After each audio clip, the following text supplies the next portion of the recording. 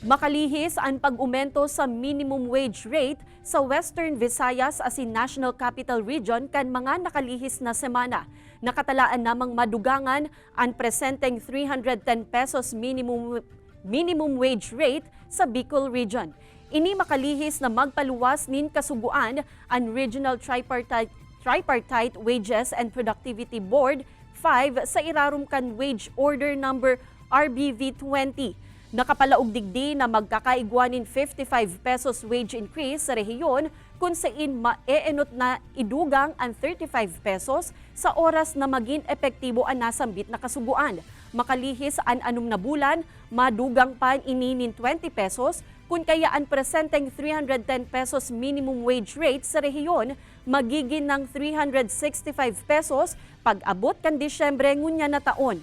Mientras tanto, magkakaigwa naman nin umento sa minimum wage kan mga kasambahay kung sa gikan sa 3,000 pesos, magiging na ining 4,000 pesos. Antes ang nakatalaan na minimum wage increase, enot mo nang nagkaigwa nin public hearings ang mga representante kan gobyerno asin man iba-ibang business and labor sectors kan nakaaging April 26, 2022 sa syudad ni Naga, asin April 28 sa parehong taon sa syudad ni Legazpi, Albay.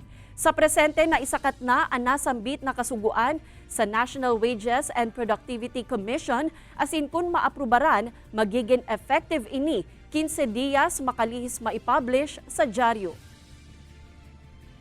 Inaasahan natin ang pagsuporta ng mga employers, syempre, at ng ating mga manggagawa na hindi natin mabibigla ang pagtaas ng sahod kasi lahat naman po tayo ay affected ng pandemic.